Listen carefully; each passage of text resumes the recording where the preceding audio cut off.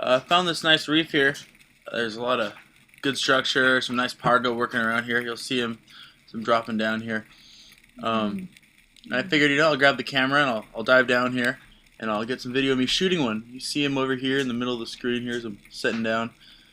It's kind of hard to see, but you'll see him move in here after a second. Everything settles down. So these Pargos come in and I'm watching, kind of waiting for the big one here. There's a lot of reef fish around here. Here comes a pretty good sized one right here.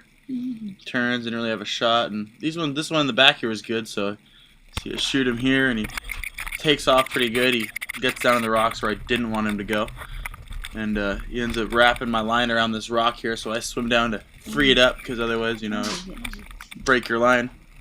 He gets in a hole anyways, it's not a big deal. I just come up to the surface and just keep tension on it. I don't want him running any deeper, running through one cave into another one. It makes a big mess, And so you'll see up here, I get to the surface and everything's alright, and he's in there pretty tight. I keep tension on the line, and after calling the boat over a couple seconds later, sometimes the fish will actually come back out of the hole. So you'll see here, came out and I started gaining some ground on him, so you start pulling him up, trying to get him off the bottom. Right. And here's the group, or the Pargo I got there. It's a good size. It's probably pushing 30 pounds or something. Really nice fish. Wow.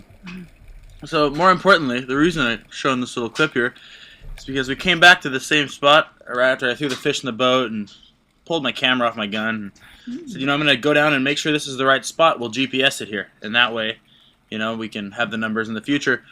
So here, to go back. Here's me swimming down here with the camera again. There's the same big rock right there. You can see it on the right of the screen there. And so I'm going to go down and film, see if there's any big fish around, Same as before. And then I'll mark it with the boat. Now you see there's some more Pargos here hanging out down off this little drop-off right here. And I'm watching. I'm thinking, all right, there's still fish around. And then I notice over here, if you see on the right side of the screen here, this is what we were really looking for.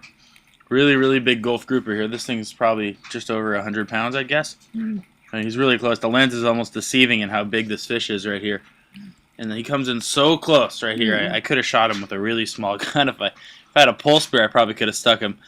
And he's just really curious, and it's amazing. That one? This giant one, it's amazing what they'll do when you don't have a gun in your hands.